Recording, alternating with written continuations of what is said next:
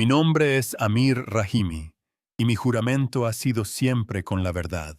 Como periodista en Lahore, Pakistán, me presento ante ustedes y ante cualquier poder superior que nos observe, para jurar que cada palabra que estoy a punto de pronunciar es el fiel reflejo de lo que mis ojos presenciaron hace 5 años. Mi profesión me enseñó a buscar los hechos, a mantenerme objetivo y a desconfiar de las emociones, pero lo que viví aquella mañana no puede ser contenido en un simple reportaje. Aquel evento no solo desafió las leyes de los hombres, sino también las de la naturaleza, rompiendo mi escepticismo en 1000 pedazos y reconstruyendo mi alma sobre una base de asombro y fe que nunca supe que podía existir. Les pido que escuchen, no solo con sus oídos, sino con el corazón, pues esto no es una historia que conté. Es un testimonio que me fue confiado para compartir con el mundo. La plaza principal, normalmente un corazón palpitante de comercio y vida, se había convertido en un anfiteatro silencioso para la muerte. El aire era casi irrespirable, una mezcla densa del polvo seco levantado por cientos de pies inquietos, el olor agrio del sudor colectivo y esa fragancia intangible y amarga del miedo. Un miedo que no gritaba, sino que se manifestaba en las mandíbulas apretadas y en los ojos fijos de la multitud. Habían formado un círculo casi perfecto alrededor de un patíbulo de madera improvisado, un escenario rudimentario para el acto final de la vida de un hombre. Recuerdo que el sol de la mañana ya castigaba con una fuerza implacable, bañando la escena en una luz cruda que la hacía parecer aún más irreal, como si el cielo mismo fuera un espectador indiferente a la crueldad que estaba a punto de desatarse. Era un silencio pesado, un vacío sonoro cargado con la anticipación de la violencia. En el centro de ese círculo de odio se encontraba Yusuf Masih. Lo habían acusado de blasfemia, una ofensa capital, pero al observarlo a través del lente de mi cámara, no vi a un criminal. Vi a un hombre de complexión delgada, con las manos atadas a la espalda, pero cuya postura emanaba una calma que desafiaba la hostilidad que lo rodeaba. Su rostro, marcado por una vida de dificultades, pero libre de desesperación, estaba ligeramente inclinado hacia arriba, como si estuviera absorto en una conversación que solo él podía oír. La animosidad de la multitud era una ola palpable, una fuerza invisible que, sin embargo, parecía romperse y disiparse antes de poder tocarlo. Era una isla de serenidad en un océano de agitación. Mientras todos los demás esperaban su muerte, él parecía estar esperando algo completamente diferente, algo infinitamente más grande. Esa paz en su mirada fue la primera grieta en mi coraza de cinismo. Mi propósito allí era claro. Yo era un periodista, y mi cámara era mi única herramienta, mi único escudo. Mi deber era documentar, crear un registro indeleble de la injusticia para que el mundo no pudiera fingir ignorancia. Sin embargo, mientras ajustaba el enfoque, tratando de capturar el brutal contraste entre la serena aceptación de Yusuf y la sombría figura del verdugo que se preparaba a pocos metros, un escalofrío repentino e inexplicable me recorrió la espalda. Era un frío que no tenía nada que ver con la temperatura del ambiente, sino con una profunda sensación de trascendencia, como si el velo que separa nuestro mundo de lo desconocido se estuviera volviendo peligrosamente delgado en ese preciso lugar. Sentí una carga eléctrica en la atmósfera, una presión que se acumulaba y que iba más allá de la simple tensión humana. Me di cuenta de que no era solo un testigo. Estaba en el epicentro de un enfrentamiento espiritual. El tiempo pareció detenerse. Cada segundo se estiró hasta volverse una eternidad. El murmullo bajo de la gente se extinguió por completo, dejando un vacío de silencio absoluto, tan profundo que hasta los sonidos lejanos de la ciudad parecieron haber sido borrados. Fue en esa quietud sobrecogedora donde lo comprendí. Esto ya no se trataba de leyes humanas ni de dogmas religiosos.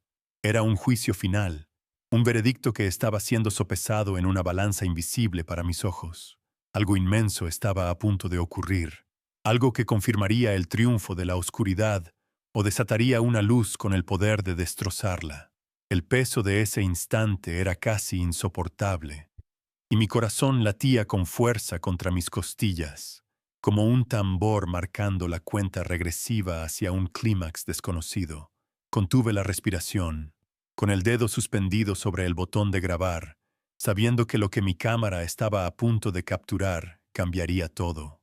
Antes de continuar, antes de llevarlos conmigo al corazón de lo que sucedió a continuación, quiero pedirles algo. Necesito sentir que no estoy solo en este recuerdo. Quiero que te suscribas a este canal, que te conviertas en un testigo junto a mí. Y por favor, dime en los comentarios desde qué ciudad estás escuchando mi voz en este momento. Saber dónde estás me ayuda a sentirme conectado contigo, me ayuda a compartir este peso sagrado, hace que este testimonio se sienta menos como un recuerdo y más como una oración viva que compartimos a través de la distancia. Gracias. Ahora, regresemos a ese silencio. El aire se volvió aún más denso, si es que eso era posible. El verdugo dio un paso al frente, su sombra cubriendo a Yusuf, y el sol pareció atenuarse por un instante, como si el mundo entero estuviera conteniendo la respiración. La taza, amenaza, la verdadera amenaza, tenía un nombre y un rostro. Se llamaba Juez Farid Khan. Lo observé desde la distancia, un hombre de mediana edad con una barba perfectamente recortada y unos ojos que parecían dos fragmentos de obsidiana, fríos y carentes de cualquier luz. No era un fanático exaltado, no gritaba consignas ni arengaba a la multitud. Su poder residía en su quietud, en una arrogancia gélida que emanaba de él como un aura de autoridad incuestionable. Él había sido el arquitecto de todo esto, el que tejió la red de mentiras alrededor de Yusuf, no por una convicción religiosa profunda, sino por una ambición política que se alimentaba del miedo.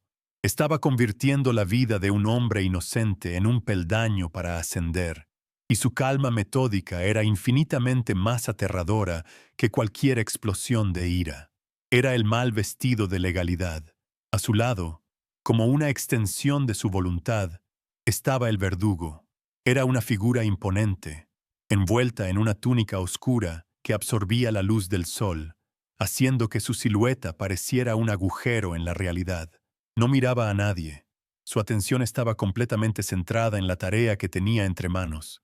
Con movimientos lentos y deliberados, afilaba una gran espada curva sobre una piedra de amolar. El sonido que producía era lo único que rompía el silencio opresivo de la plaza. Un chirrido rítmico, metálico y áspero. Era un sonido que se te metía en los huesos, el segundero implacable de un reloj que marcaba los últimos instantes de la vida de Yusuf. Cada pasada de la hoja sobre la piedra era una promesa de muerte, una cuenta regresiva audible que todos en la plaza podíamos sentir en el pecho. Y luego estaba la multitud, cientos de personas que, con su sola presencia, se convertían en cómplices. No había gritos de odio ni insultos, solo un silencio expectante, un consentimiento pasivo que era casi peor. Sus ojos, fijos en el patíbulo, validaban el espectáculo, le daban a la injusticia el peso de la aprobación popular. Yo sentía su energía colectiva como una presión física, una pared invisible que me rodeaba y me asfixiaba. La amenaza no era solo el juez con su poder o el verdugo con su espada. Era también esa masa de gente, esa sociedad que había decidido que la vida de un hombre valía menos que la frágil paz construida sobre el miedo a la diferencia. Eran un mar de rostros anónimos que juntos formaban una única entidad de juicio silencioso. El veredicto ya había sido pronunciado días antes, en un juicio que fue una farsa de principio a fin.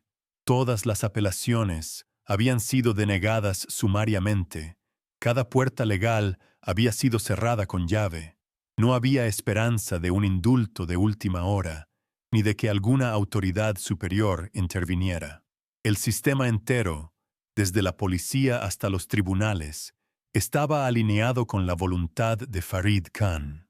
La ejecución estaba programada para llevarse a cabo antes de la oración del mediodía, un límite temporal que añadía una capa de urgencia sagrada y perversa al acto. El sol, ascendiendo inexorablemente en el cielo, se había convertido en el juez final. Su luz cada vez más intensa marcaba el avance de un reloj cósmico que se dirigía hacia un final inevitable y trágico. La certeza de que nada ni nadie podía detenerlo era lo que hacía el aire tan pesado. De repente, noté un cambio en el ambiente. El ligero viento que había estado levantando pequeños remolinos de polvo en los bordes de la plaza se detuvo por completo. El aire se volvió inmóvil, denso y caliente, como el aliento contenido de un animal depredador. El calor pareció intensificarse en un instante, creando ondas visibles que distorsionaban el aire sobre las cabezas de la gente. Hasta los sonidos lejanos de la ciudad, el tráfico, las bocinas, parecieron desvanecerse, absorbidos por el silencio antinatural que se había apoderado de nosotros. Era como si la plaza se hubiera separado del resto del mundo, convirtiéndose en una burbuja fuera del tiempo normal, un escenario aislado donde las leyes de la naturaleza estaban suspendidas, esperando el clímax de una obra terrible. Sentí un nudo en el estómago. Algo estaba mal, profundamente mal. El juez Farid Khan levantó una mano, apenas un gesto, casi imperceptible. No dijo una palabra. No necesitaba hacerlo. Inmediatamente, el chirrido de la espada al ser afilada cesó. El silencio que siguió fue ensordecedor. Un vacío absoluto que se precipitó a llenar el espacio que antes ocupaba aquel sonido rítmico. El verdugo se puso de pie lentamente, su movimiento lleno de una gracia ominosa. Sostuvo la espada frente a él, admirando el filo que ahora brillaba con un destello letal bajo el sol. Aquel simple gesto, esa mano levantada, había sido la señal. Era el punto de no retorno. La preparación había terminado. La cuenta regresiva había llegado a cero. El tiempo de la espera había concluido, y ahora solo quedaba el acto final, la consumación de la injusticia que todos habíamos venido a presenciar. En ese momento comprendí la verdadera naturaleza del mal que tenía delante. No era un mal caótico, impulsivo o pasional. Era un mal ordenado, metódico y burocrático. Se escondía detrás de documentos sellados, de procedimientos legales y de la apariencia de rectitud. Farid Khan no era un monstruo, era un administrador del odio. El verdugo no era un sádico, era un funcionario cumpliendo con su deber. Esa frialdad, esa falta de emoción en la ejecución de un acto tan brutal, era lo que lo hacía verdaderamente inhumano. Era la clase de mal que permite que hombres ordinarios cometan atrocidades extraordinarias, convenciéndolos de que simplemente están siguiendo órdenes, de que están sirviendo a una causa mayor. Un mal que no necesita gritar porque susurra en los pasillos del poder. A través del lente de mi cámara, el mundo se reducía a encuadres. Enfoqué el rostro del juez, sus ojos sin parpadear. Enfoqué las manos del verdugo, firmes y seguras, alrededor de la empuñadura de la espada. Y luego enfoqué el rostro de Yusuf, todavía con esa expresión de serenidad ultraterrena, sus labios moviéndose en una oración silenciosa. El contraste era un abismo. Por un lado, todo el poder terrenal, la ley, la fuerza y la voluntad de la mayoría. Por el otro, un hombre solo, desarmado, atado, cuya única arma era una fe que parecía inquebrantable. Mi cámara podía capturar sus imágenes, pero no podía registrar la batalla espiritual que se estaba librando en ese mismo instante. Una guerra invisible entre la oscuridad organizada y una luz solitaria que se negaba a extinguirse. El verdugo comenzó a caminar hacia el patíbulo. Cada paso era pesado, deliberado. El sonido de sus sandalias sobre la tierra apisonada resonaba en el silencio absoluto. La multitud se apartó a su paso, creando un pasillo para él.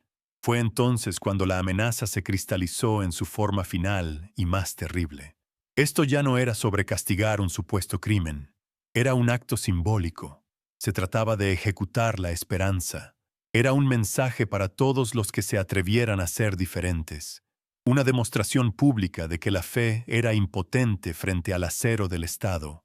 El objetivo no era solo quitarle la vida a Yusuf Masih, era asesinar la idea misma de que una fuerza superior pudiera proteger a los inocentes.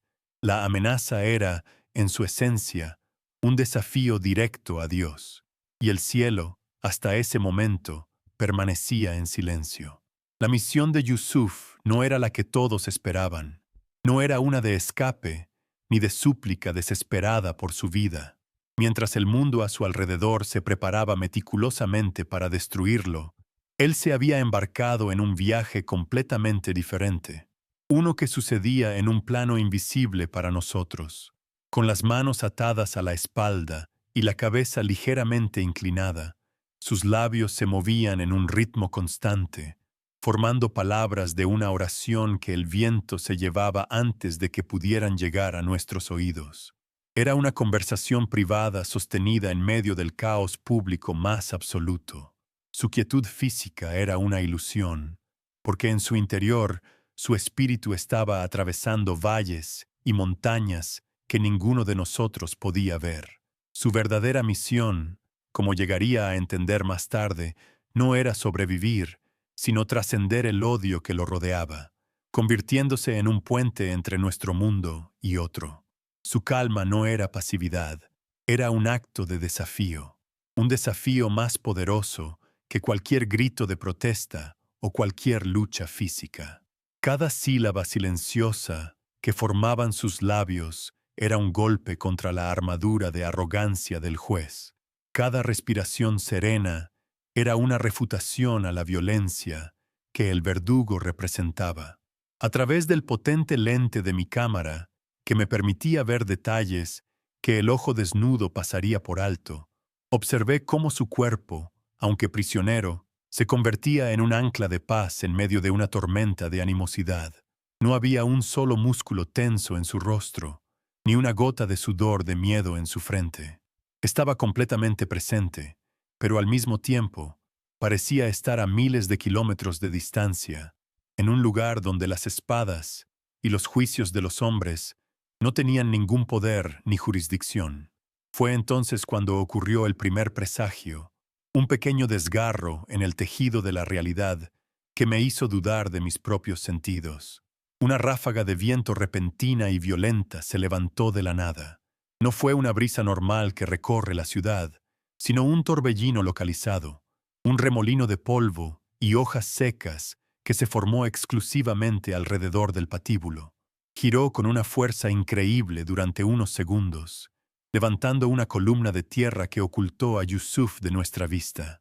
El sonido fue un silbido agudo y antinatural, como si el aire mismo estuviera protestando. La multitud retrocedió un paso. Un murmullo colectivo de sorpresa y temor recorrió las filas.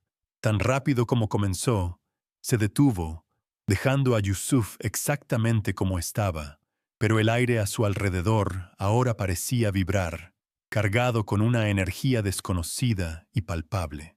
Mi mente de periodista inmediatamente buscó una explicación lógica, un fenómeno meteorológico localizado, una corriente de aire extraña atrapada entre los edificios.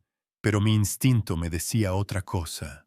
La precisión del evento era demasiado perfecta, demasiado simbólica para ser una simple coincidencia. El viento no había tocado a nadie más. No había levantado el polvo en ningún otro lugar de la enorme plaza. Había sido un acto deliberado, un círculo de poder trazado alrededor del hombre condenado. Miré al juez Farid Khan, esperando ver alguna reacción, pero su rostro permaneció impasible, una máscara de control férreo. aunque noté que sus dedos se apretaron ligeramente sobre el reposabrazos de su silla. Él también lo había sentido. Sabía, al igual que yo, que aquello no había sido normal. La normalidad había empezado a desmoronarse. El sol continuaba su ascenso implacable, y el calor se volvió casi insoportable. Era una opresión física que se sumaba a la tensión emocional, un peso que nos aplastaba a todos. Sentía el sudor correr por mi espalda, la camisa pegada a mi piel. La sed era una lija en mi garganta, y el resplandor que emanaba del suelo de piedra me obligaba a entrecerrar los ojos.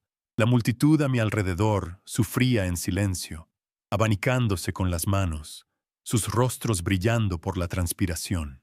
Este era el primer respiro sensorial de mi jornada como testigo, un momento de pura miseria física, el agotamiento, el viento seco que no ofrecía alivio, el dolor sordo en los músculos por permanecer de pie durante tanto tiempo. Era como si el propio entorno se hubiera convertido en una cámara de tortura, preparándonos, ablandándonos para el horror que estaba por venir. En medio de ese horno, Yusuf Masih parecía una criatura de otro elemento. El sudor no perlaba su frente. El calor no parecía afectarle en lo más mínimo. Su respiración seguía siendo profunda y regular, como si estuviera meditando en la fresca sombra de un jardín. Esta disonancia era profundamente inquietante. Mientras todos nosotros éramos prisioneros del clima y de nuestras propias ansiedades, él había alcanzado un estado de libertad interior tan profundo que las condiciones externas ya no podían tocarlo. Su cuerpo estaba allí, en el centro de la plaza, pero su ser esencial estaba en otra parte, anclado en una fuente de frescura y paz que desafiaba las leyes de la termodinámica. Su serenidad no era solo una postura mental, se manifestaba físicamente, creando una pequeña isla de calma en un mar de sufrimiento físico. Y entonces, el segundo signo. Levanté la vista hacia el cielo, un lienzo de un azul perfecto y sin nubes, buscando un alivio que no existía. Pero en ese instante, vi algo que me heló la sangre a pesar del calor. Una nube solitaria, pequeña, densa y de un blanco brillante, apareció en el horizonte y se movió con una velocidad antinatural a través del cielo. No seguía la dirección del viento. Se movía con un propósito, como si estuviera siendo guiada por una mano invisible. Su trayectoria era directa y precisa. Cruzó el cielo y se detuvo justo encima del lugar donde estaba sentado el juez Farid Khan, cubriéndolo a él, y solo a él, en una sombra fría y repentina. La luz del sol seguía bañando el resto de la plaza, pero el arquitecto de esta injusticia estaba ahora sumido en una oscuridad personal y aislada. El juez levantó la vista, claramente molesto por la repentina sombra. Su expresión de control se quebró por una fracción de segundo, reemplazada por una genuina confusión. Miró a su alrededor, viendo cómo todos los demás seguían bajo el sol abrasador. La nube permaneció inmóvil sobre él durante casi un minuto, un foco de oscuridad en un escenario de luz cruda, antes de disolverse en la nada tan misteriosamente como había aparecido. Este segundo evento fue más difícil de ignorar que el viento. Fue un mensaje, un señalamiento, una advertencia silenciosa que solo unos pocos entendimos. El poder del juez, que parecía tan absoluto momentos antes, de repente parecía frágil, eclipsado por una autoridad mucho mayor que podía mover los cielos para emitir su propio juicio preliminar. El miedo, por primera vez, tocó su rostro. Poco después, noté el tercer signo, el más sutil y quizás el más perturbador de todos, el silencio. La plaza ya estaba callada, pero era un silencio humano, lleno de respiraciones contenidas y corazones latiendo. Este era un silencio diferente. Me di cuenta de que los pájaros, que normalmente llenaban los árboles de la plaza con sus cantos y gorjeos, se habían callado por completo. Ni un solo trino, ni un solo aleteo. El mundo natural que rodeaba nuestra burbuja de odio se había enmudecido, como si los animales, con su sensibilidad innata, supieran que estaban en presencia de algo sagrado o terrible y hubieran decidido no interrumpir. La ausencia de su sonido habitual creó un vacío aún más profundo, una quietud que se sentía antigua y expectante. La naturaleza misma estaba conteniendo la respiración, esperando el veredicto. En medio de esa marea de rostros endurecidos por el odio o la indiferencia, mis ojos se encontraron con los de una anciana al otro lado del círculo. Estaba a unos 20 metros de mí, una figura pequeña y encorvada, envuelta en un chal descolorido. Por un instante, nuestras miradas se cruzaron, y en sus ojos no vi la sed de sangre que esperaba, sino un abismo de tristeza y miedo. Asintió levemente, un gesto casi imperceptible, pero que lo contenía todo. Era un reconocimiento de nuestro horror compartido, de nuestra impotencia. Fue un gesto humano inesperado, un pequeño acto de solidaridad silenciosa en un océano de complicidad. Ese breve contacto me recordó que incluso dentro de la masa anónima, todavía existían almas individuales que sufrían. Ese pequeño gesto fue un ancla, un recordatorio de la humanidad que estaba a punto de ser profanada. El viento, la nube, el silencio de los pájaros, la mirada de aquella mujer. Eran piezas de un rompecabezas que mi mente lógica se esforzaba por armar, pero que mi corazón ya entendía. Estos no eran eventos aislados, eran una gramática divina, una serie de señales que estaban preparando el escenario para algo que escapaba a mi comprensión. Mi cámara, que hasta ahora había sido mi única forma de interactuar con el mundo, de repente se sentía inadecuada. Podía capturar la imagen de la nube, pero no su intención. Podía grabar el silencio, pero no su peso. Estaba presenciando un lenguaje que no se hablaba con palabras, sino con fenómenos, un diálogo entre el cielo y la tierra que estaba teniendo lugar justo delante de mí. Y yo, el observador objetivo, me estaba convirtiendo en un intérprete reacio. Me di cuenta de que la misión de Yusuf no era solo interior, sino que estaba manifestándose en el mundo físico. Él no estaba simplemente orando para sí mismo. Su oración estaba resonando hacia afuera, doblando las leyes de la naturaleza a su alrededor. Era un faro, y estas señales eran las ondas que emanaban de su fe inquebrantable. Su misión era demostrar que hay un poder más grande que el acero, una justicia más alta que la de los hombres, y lo estaba haciendo sin decir una sola palabra, usando el viento y las nubes como sus testigos.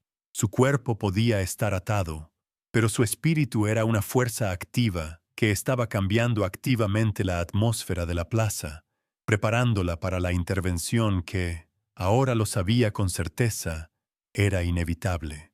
Fue en ese momento que mi propia misión cambió. Ya no estaba allí solo para documentar una atrocidad, estaba allí para ser testigo de un milagro. Bajé la cámara por un instante, dejando que colgara de mi cuello, y miré la escena con mis propios ojos, sin el filtro de un lente. Sentí que yo también estaba siendo preparado, que mi escepticismo estaba siendo sistemáticamente desmantelado, pieza por pieza, por cada evento inexplicable. El universo me estaba obligando a ver, a creer. No era un participante activo, pero ya no era un simple espectador. Era un testigo elegido, alguien cuya tarea sería llevar este testimonio al mundo, no como una noticia, sino como una verdad sagrada.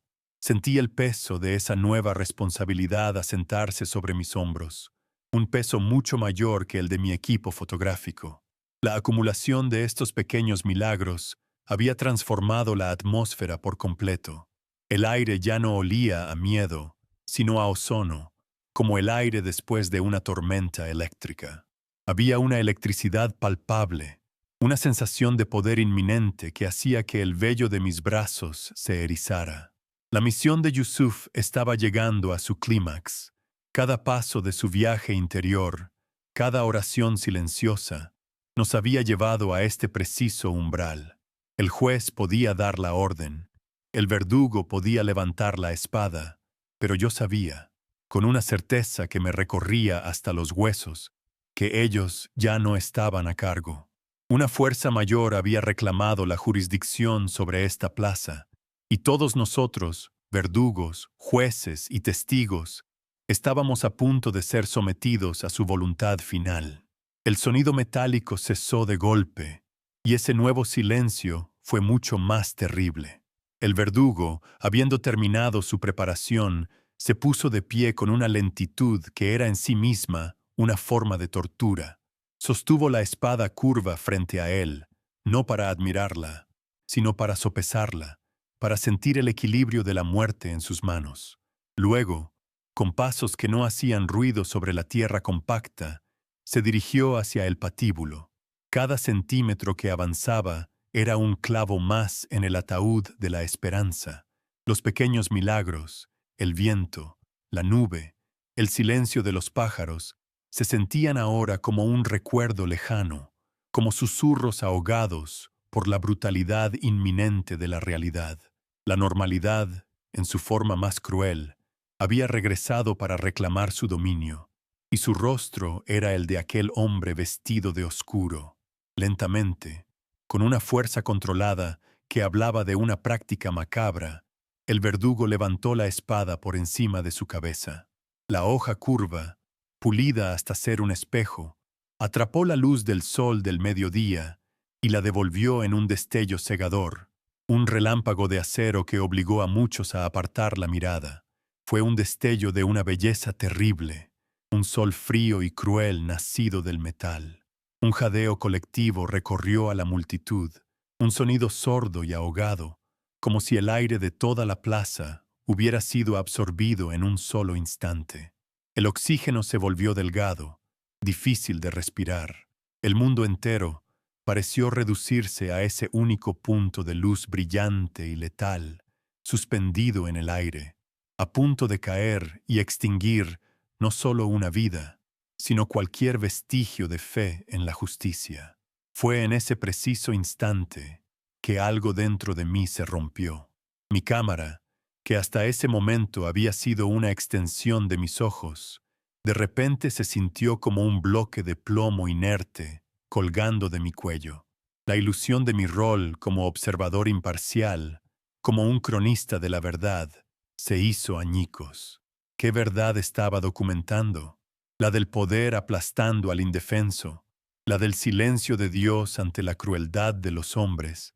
Sentí una oleada de náuseas y una impotencia tan profunda que me dobló las rodillas.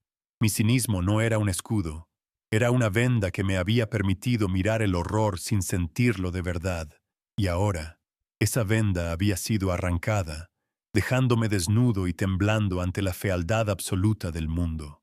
Mis ojos buscaron a Yusuf, esperando ver una grieta en su calma, una señal de terror que reflejara la mía, pero no la encontré. Justo cuando la espada alcanzaba el punto más alto de su arco, él cerró los ojos. No fue un acto de rendición, sino de llegada. Su rostro, que había sido sereno, se transformó en algo más, una máscara de paz absoluta, de aceptación total. Era como si hubiera cruzado un umbral final en su viaje interior y hubiera llegado a un lugar donde el acero ya no podía alcanzarlo. Esa paz incomprensible era casi un insulto a mi propio tormento. Él estaba libre, y yo, el hombre con la libertad de moverse y gritar, estaba más prisionero que nunca, atrapado en la jaula de mi propia desesperación. El tiempo se detuvo, o al menos se estiró hasta volverse una sustancia densa y pegajosa. Cada partícula de polvo en el aire parecía suspendida, cada rayo de sol congelado en su trayectoria. El brazo del verdugo, tenso y abultado por el esfuerzo, permaneció inmóvil en el cenit de su movimiento, una estatua viviente de la muerte. La multitud, una colección de figuras de cera con los ojos muy abiertos, podía ver el sudor brillando en la frente del juez Farid Khan. Podía ver el temblor en la mano de la anciana que había visto antes. Todo estaba congelado en este cuadro final y terrible, un momento eterno de injusticia a punto de consumarse. Y yo estaba atrapado en el centro de esa eternidad, obligado a presenciarlo todo con una claridad insoportable. Y entonces, El silencio se tragó todo. No era el silencio expectante de antes. Era un vacío, una ausencia de sonido tan profunda que se sentía como una presión física en mis tímpanos. Era el silencio del fin del mundo, el silencio que precede a la aniquilación. En esa nada auditiva, mi propia mente comenzó a gritar. Las preguntas se agolpaban sin respuesta, fragmentos de oraciones que había olvidado hace mucho tiempo. ¿Dónde estás? ¿Dónde estás, Señor? Era un susurro en mi alma, una pregunta no de fe, sino de acusación. ¿Por qué permites esto? ¿Es que no ves este horror? Pero el cielo permaneció mudo, un lienzo azul e indiferente, y mi pregunta se perdió en el vacío devorador. La fe, incluso la poca que me quedaba, murió en ese instante. Mi cuerpo gritaba para que hiciera algo. Corre, grita, lanza la cámara, cualquier cosa para romper este hechizo horrible. Pero mis músculos no respondían. Mis pies parecían clavados en el suelo. Mis pulmones se negaban a tomar aire para formar un grito. Estaba paralizado, no por el miedo, sino por el peso de la certeza de que nada de lo que yo pudiera hacer cambiaría el resultado. El mal no era una fuerza caótica que pudiera ser interrumpida, era un mecanismo preciso, ordenado y metódico, y estaba llegando a su conclusión lógica. Esta parálisis, esta impotencia absoluta, era la verdadera tortura. Ver el mal triunfar y no poder mover un solo dedo para detenerlo. Ese era el verdadero infierno, y yo estaba viviendo en él. En el abismo de mi desesperación, cuando sentí que mi propia alma se desvanecía en la oscuridad, un recuerdo fugaz, no solicitado, brilló en mi mente. La imagen del rostro de mi madre, muchos años atrás, encendiendo una pequeña lámpara de aceite durante un apagón. Recuerdo sus palabras, dichas en voz baja mientras la llama parpadeaba y cobraba vida. Ella decía que incluso la oscuridad más profunda no puede existir por sí misma. Es solo la ausencia de luz. La luz, por pequeña que sea, siempre tiene el poder de definir los bordes de la oscuridad. No fue una revelación, ni una oleada de esperanza. Fue solo un recuerdo, un pequeño punto de luz en el vasto océano negro de mi desesperanza. Un hilo casi invisible al que mi espíritu se aferró. Ese recuerdo fugaz me dio la fuerza para levantar la vista una última vez, no a través de la cámara, sino con mis propios ojos. Miré el rostro de Yusuf con los párpados cerrados, y por primera vez no vi solo paz, sino una especie de luz interior, una luminiscencia que parecía emanar de su piel. Entendí que su misión no había sido cambiar el mundo que lo rodeaba, sino negarse a permitir que ese mundo cambiara lo que había dentro de él. Su victoria no dependía de si la espada caía o no. Él ya había ganado su batalla. Yo, en cambio, la había perdido por completo, permitiendo que la oscuridad exterior extinguiera por completo mi luz interior. La vergüenza se unió a mi desesperación, y me rendí, no a la esperanza, sino a la realidad. Acepté que el hombre iba a morir, que la injusticia iba a prevalecer, y que el mundo era un lugar donde los milagros no ocurrían en las plazas públicas, a plena luz del día. Bajé la cámara, dejándola colgar inútil contra mi pecho. Ya no quería una barrera entre el horror y yo. Si iba a presenciar el triunfo de la oscuridad, lo haría como un hombre, no como un periodista. Lo haría con los ojos abiertos, sintiendo todo el peso de la derrota de la humanidad. Fue mi propio acto de penitencia, mi manera de compartir, aunque fuera de forma pasiva, el destino de Yusuf. Me preparé para el sonido, para el golpe sordo, para el final. Con una exhalación que pareció venir de las entrañas de la tierra, el verdugo tensó los hombros. Vi el sutil cambio en la musculatura de su espalda, la contracción final antes de liberar toda la energía acumulada. El destello de luz en el borde de la espada comenzó a moverse, a trazar un arco descendente a través del aire inmóvil. El movimiento fue increíblemente rápido, pero en mi mente se desarrolló en una cámara lenta, agónica.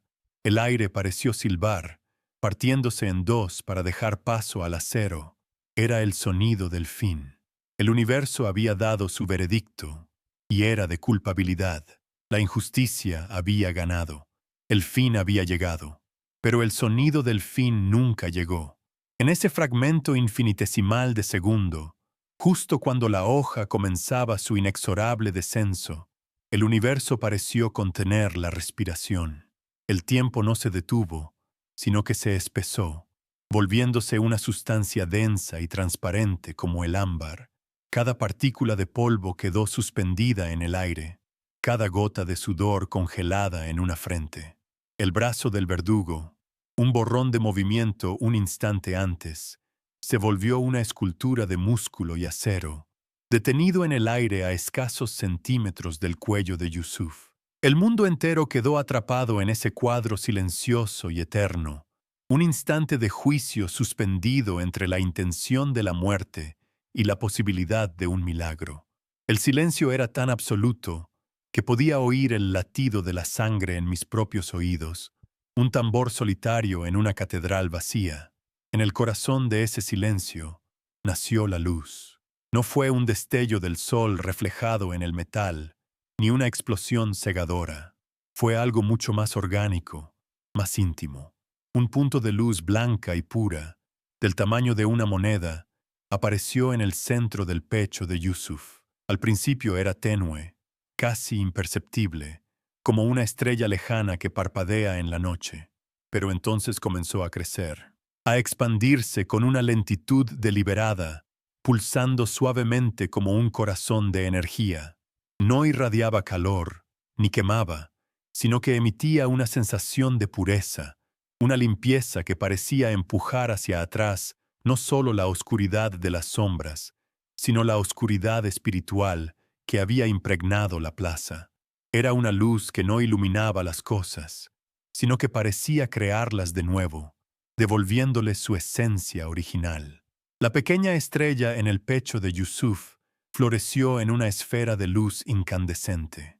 Se expandió con una velocidad controlada, envolviéndolo por completo en un capullo de blancura inmaculada.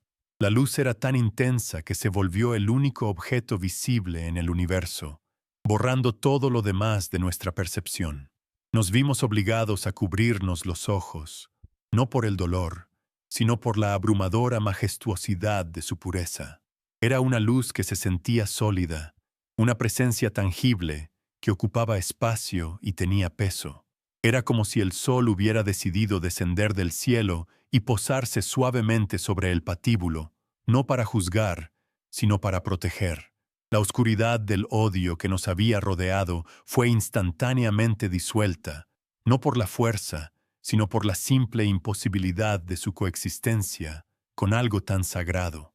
La espada, que había estado congelada en el aire, se encontró con esta barrera de luz. El impacto no fue sonoro, sino vibratorio. La hoja de acero, forjada para cortar carne y hueso, se detuvo en seco como si hubiera chocado contra una pared de diamante, pero no rebotó.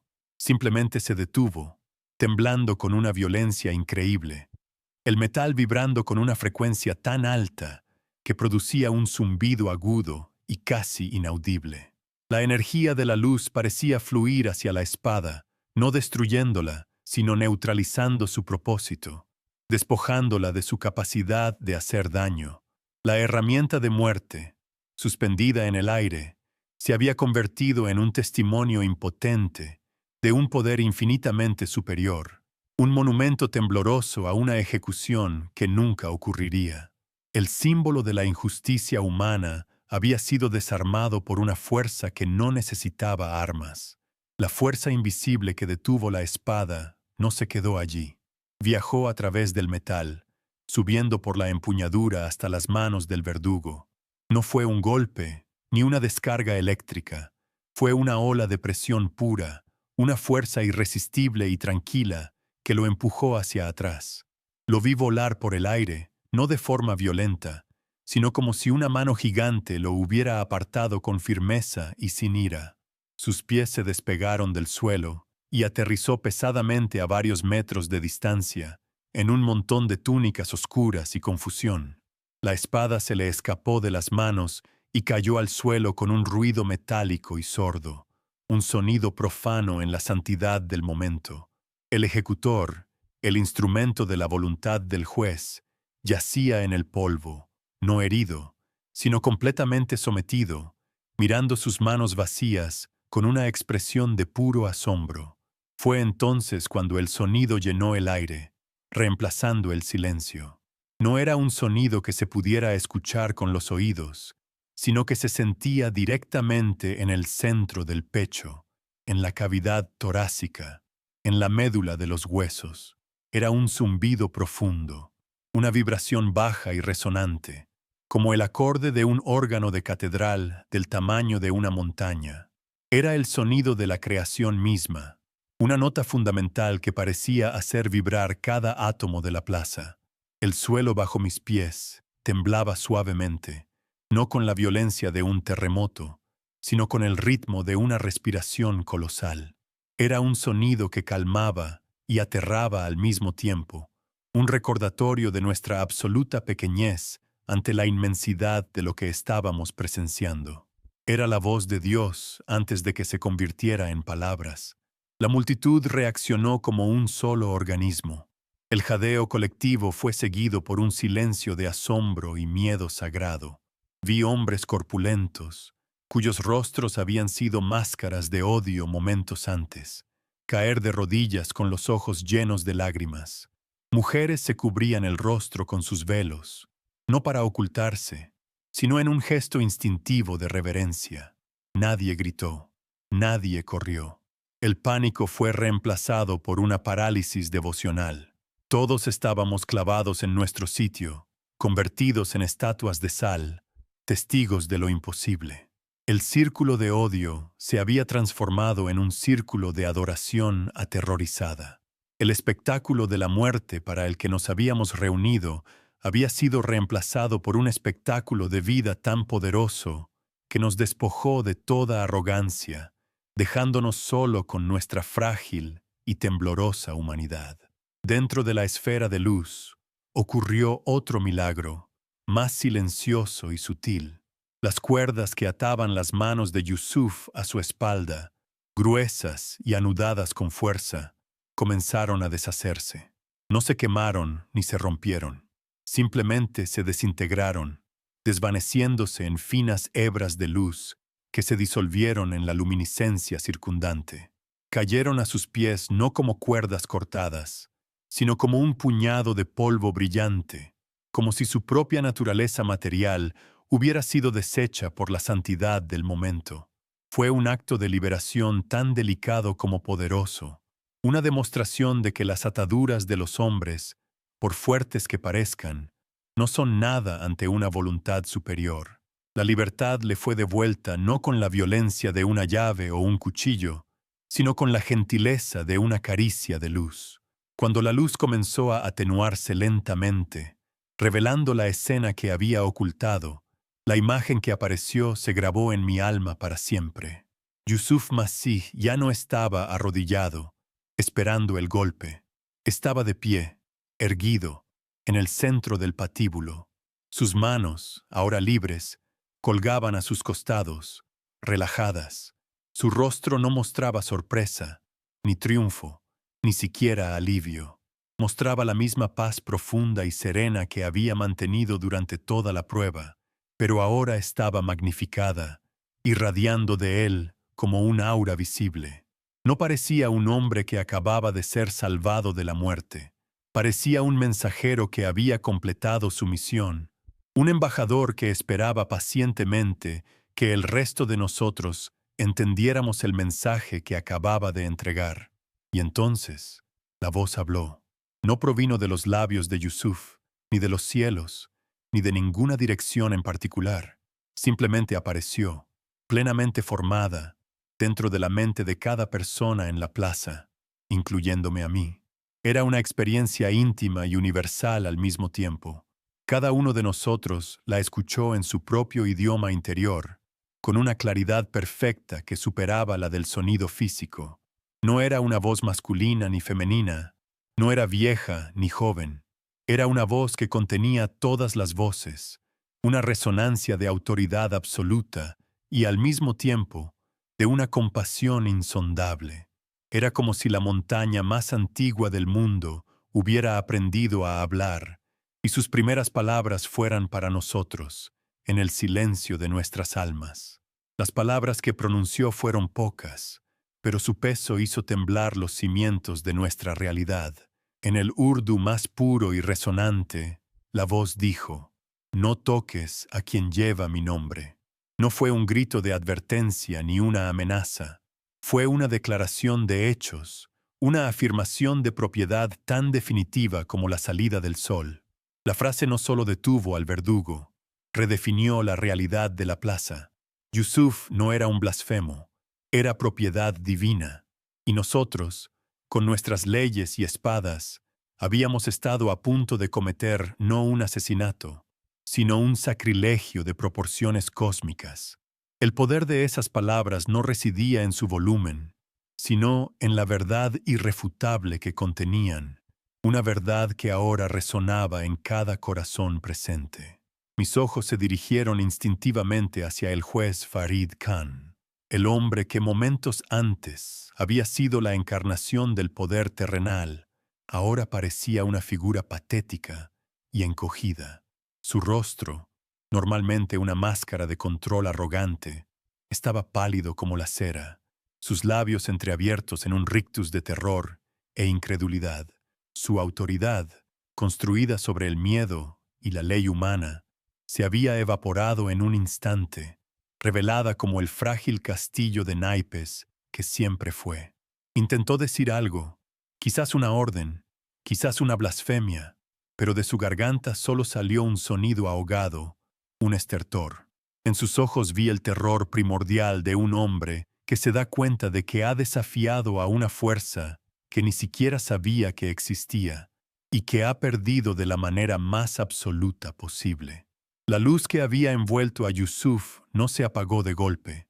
Se retiró con la misma gracia con la que había llegado, encogiéndose lentamente, volviendo a ser una esfera, luego un punto brillante, y finalmente desapareciendo por completo, dejando tras de sí un silencio preñado de significado. Pero el mundo al que regresamos no era el mismo que habíamos dejado. La opresiva manta de calor se había disipado, reemplazada por una brisa fresca y suave que olía a tierra mojada después de la lluvia. El aire, antes denso con el olor a miedo, ahora se sentía limpio, ligero y lleno de una paz palpable. La plaza ya no era un anfiteatro para la muerte. Se había convertido en un santuario, un trozo de tierra santificado por la presencia que acababa de visitarnos. Fue en ese momento de calma sobrenatural que finalmente lo entendí.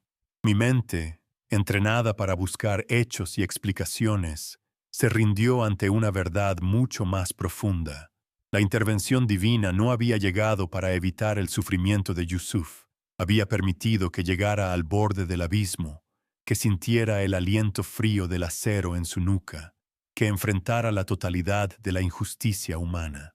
La luz no descendió para ahorrarle la prueba, sino para caminar a través de ella con él.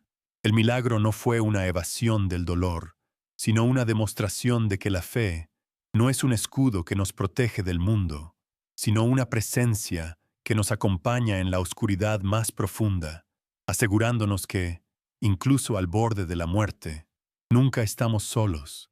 Y así, el mundo se detuvo. El milagro había terminado, pero su eco permanecía en el aire, en nuestros corazones, en el suelo bajo nuestros pies.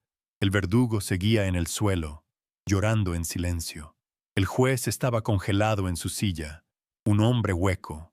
La multitud permanecía de rodillas, con los rostros levantados hacia el cielo vacío, y Yusuf estaba de pie, sereno, un faro de paz en medio del mar de nuestra humanidad rota y asombrada. Yo bajé mi cámara, el pesado e inútil trozo de metal que colgaba de mi cuello. Ya no había nada que documentar, solo había algo que sentir, algo que absorber. El silencio que siguió no fue un vacío, sino una plenitud, Era el silencio de un mundo que acababa de ser recordado, de que no está a cargo, y en ese recordatorio había encontrado una paz terrible y hermosa. El eco de aquella voz se desvaneció lentamente, pero su resonancia permaneció vibrando en el aire, en nuestros huesos y en el suelo bajo nuestros pies. El primer movimiento que vi no fue de pánico, sino de quebrantamiento. El verdugo, el hombre que había sido un instrumento de muerte tan solo unos momentos antes, seguía en el suelo, pero ya no era una figura de poder. Estaba acurrucado, con la cabeza entre las rodillas, y su cuerpo era sacudido por sollozos profundos y desgarradores que parecían venir del centro de su alma. Sus manos, las mismas que habían empuñado la espada con una firmeza letal, ahora temblaban incontrolablemente, no por miedo, sino por el peso de una revelación que lo había destrozado por completo. No era un hombre derrotado, era un hombre deshecho, reducido a la esencia más pura de su humanidad rota y arrepentida. Mis ojos se movieron luego hacia el juez Farid Khan. Él permanecía sentado en su silla, una estatua de cera en medio del drama viviente. Su rostro, antes una máscara de arrogancia glacial, ahora era un lienzo en blanco de puro shock.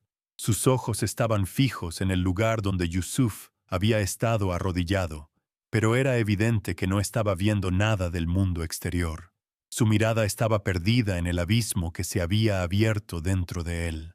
Su autoridad, que había sido tan absoluta, tan incuestionable, se había disuelto como la sal en el agua. Intentó levantarse, pero sus piernas no le respondieron. Su poder, construido sobre la ley de los hombres, se había revelado como una farsa ante una ley infinitamente superior. Era un rey desnudo en un trono que ya no significaba nada, un fantasma presidiendo su propia irrelevancia. Entonces, el sonido comenzó a extenderse por la multitud. Primero fue un murmullo bajo, un susurro colectivo de asombro y temor sagrado. Luego, ese murmullo se convirtió en un llanto abierto. Cientos de personas, que habían venido a presenciar una ejecución con una complicidad silenciosa, ahora lloraban sin vergüenza. No era el llanto de la pena, sino el de la catarsis. Era el sonido de corazones endurecidos que se rompían para dejar salir el veneno del odio y el miedo. Vi a hombres que habían mantenido una postura desafiante caer de rodillas, con los rostros bañados en lágrimas. Vi a mujeres abrazarse, buscando consuelo en la extraña que tenían al lado. La energía de la plaza se había transformado por completo. El aire, antes cargado de una hostilidad densa, ahora vibraba con una vulnerabilidad compartida y una humanidad redescubierta. Los soldados que formaban el cordón de seguridad fueron los siguientes en romperse. Eran hombres entrenados para la obediencia ciega, para la supresión de la emoción. Pero lo que habían presenciado trascendía cualquier entrenamiento. Uno a uno, sus rifles se deslizaron de sus manos y cayeron al polvo con un ruido sordo. No fue una orden, fue un instinto. Sus armas, símbolos de un poder terrenal que acababa de ser humillado, de repente se sentían como objetos extraños y profanos. Algunos se quitaron los cascos, como si necesitaran que el aire fresco de aquel nuevo mundo tocara sus cabezas.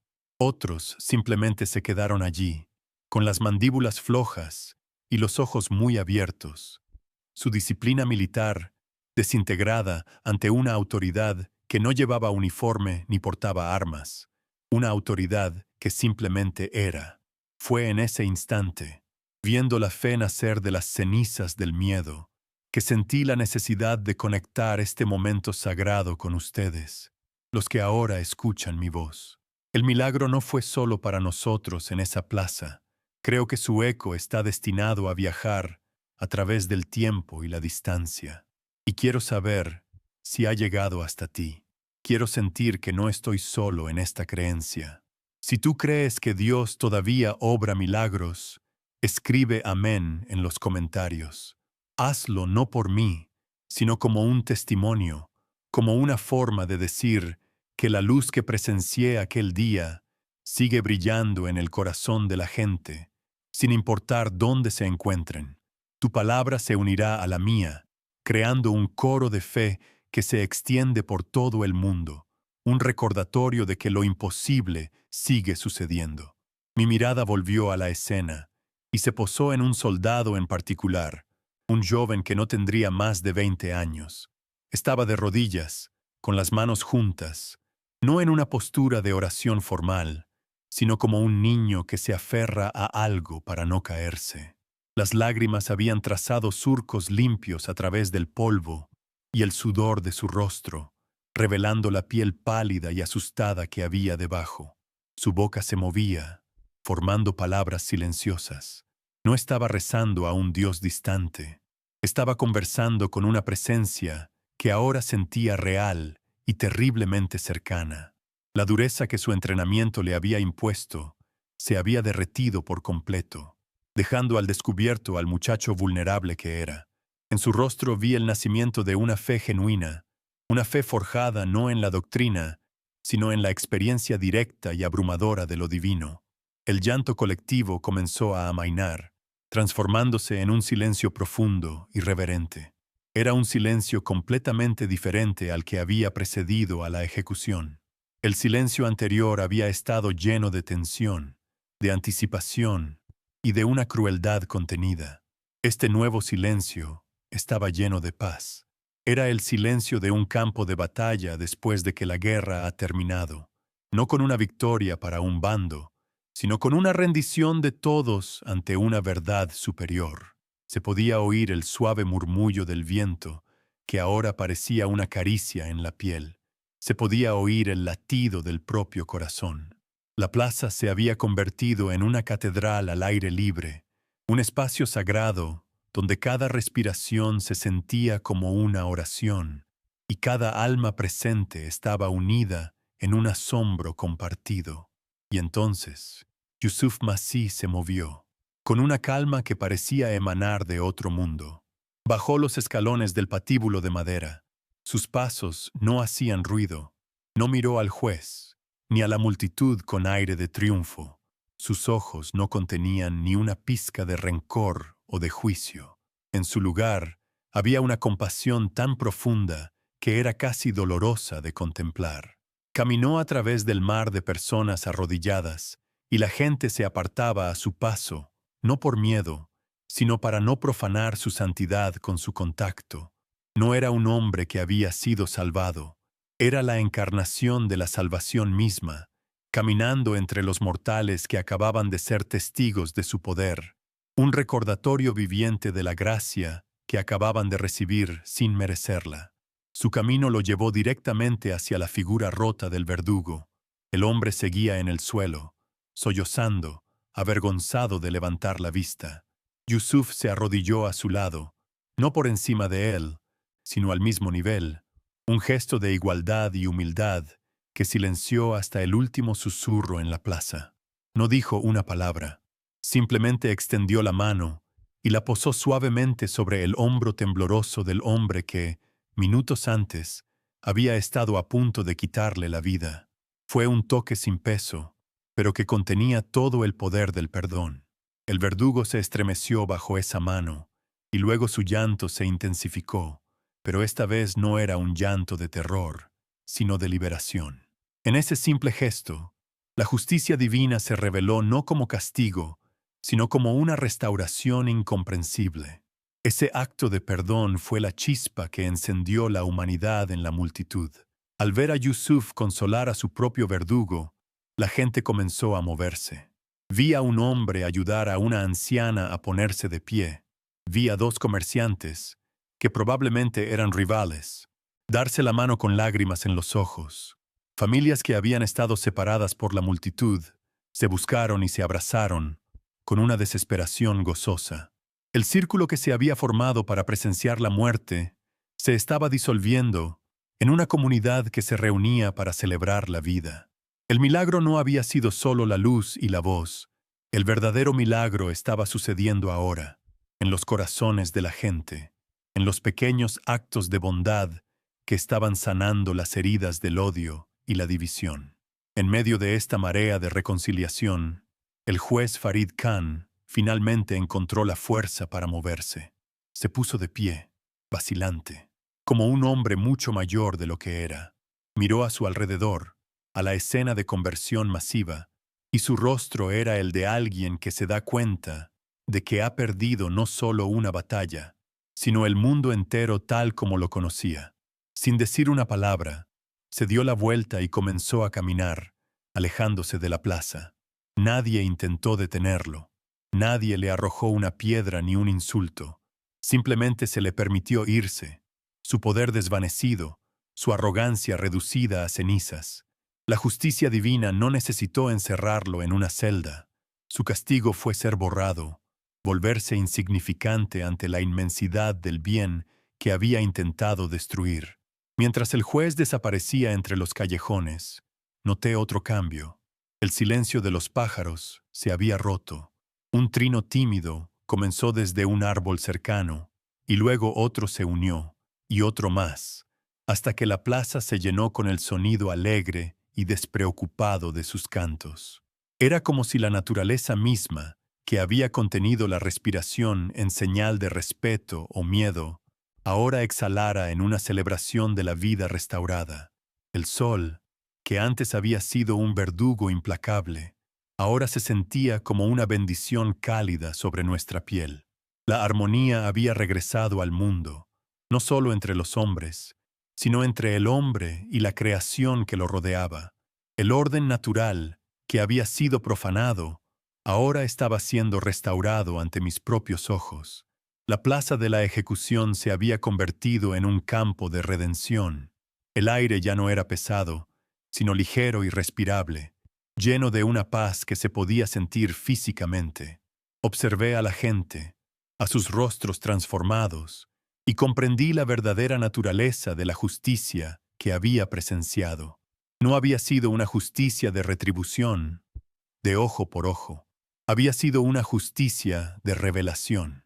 No había venido a destruir al enemigo, sino a revelar la verdad de tal manera que el enemigo ya no deseara hacerlo. El mal no había sido vencido con violencia, sino que se había disuelto en la presencia abrumadora de un bien incondicional. Y en esa paz, en esa humildad colectiva, sentí que la historia no había terminado, sino que apenas estaba comenzando. En los días que siguieron, un silencio diferente se apoderó de Lahore. Las autoridades, en un torpe intento por recuperar el control, intentaron borrar lo sucedido. Emitieron comunicados oficiales hablando de una alucinación masiva, de un extraño fenómeno atmosférico, de cualquier cosa que no fuera la verdad. Confiscaron mi cámara y mis grabaciones, creyendo que al destruir la evidencia podrían destruir el recuerdo. Pero se equivocaron. No se puede confiscar lo que ha sido grabado en el alma de miles de personas. La historia no se contaba en los periódicos ni en la televisión. Se susurraba en los mercados, en los hogares, en las oraciones nocturnas. Se convirtió en una leyenda viva, un secreto sagrado que unía a la ciudad de una manera que ninguna ley o decreto podría jamás deshacer. El poder había intentado imponer su narrativa, pero la verdad ya no les pertenecía. La plaza principal, aquel escenario de odio, se transformó sin que nadie diera una orden.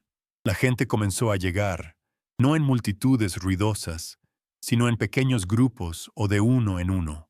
Venían en silencio, con una reverencia que nunca había visto en ese lugar.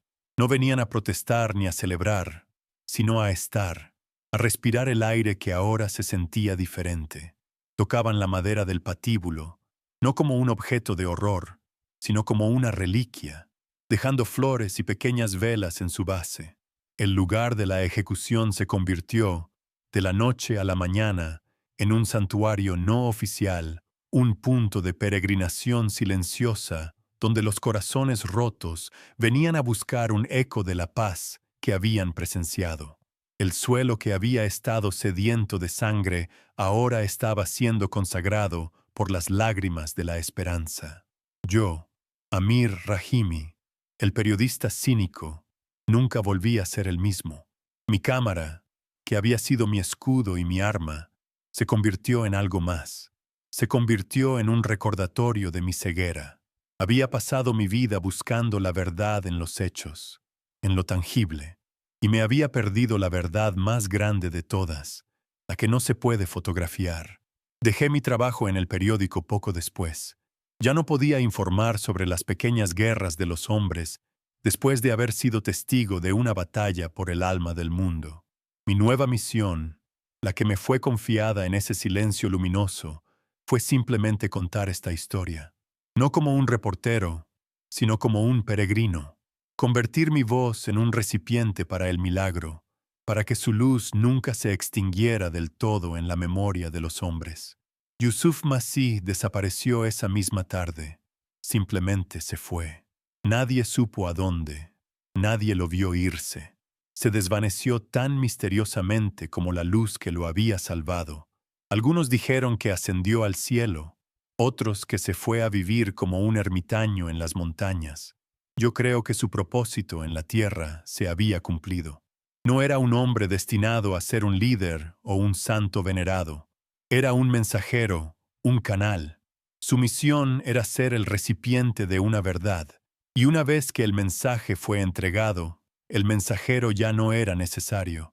Su ausencia, en lugar de disminuir el milagro, lo magnificó, convirtiéndolo en una leyenda pura, libre de la mancha de la personalidad humana. Dejó una pregunta flotando en el aire de Lahore, una pregunta que todavía resuena. ¿Cuántos otros como él caminan entre nosotros, invisibles?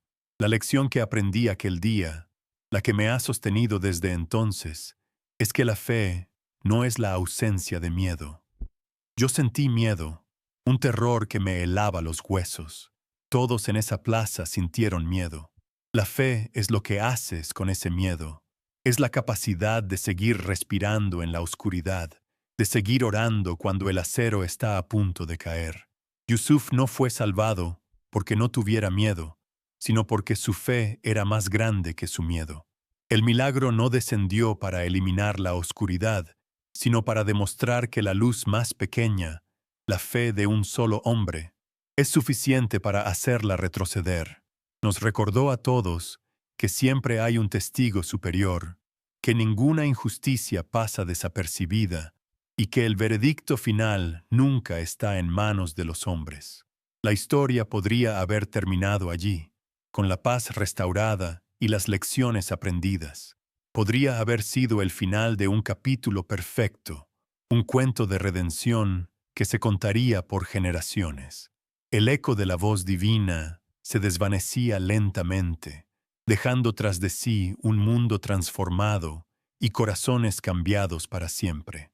Pero lo que ninguno de nosotros sabía en ese momento era que la intervención no había sido un evento aislado, un punto final. Había sido un comienzo. La luz que descendió sobre la plaza no solo había detenido una ejecución, había plantado una semilla, y el impacto de esa voz no había terminado, pues 3 días después, algo aún más grande, algo que cambiaría el destino de la ciudad, comenzó a suceder. Porque la verdad, una vez revelada, no puede volver a ser contenida. Sigue moviéndose, sigue creciendo, buscando la luz, como una flor que rompe el concreto.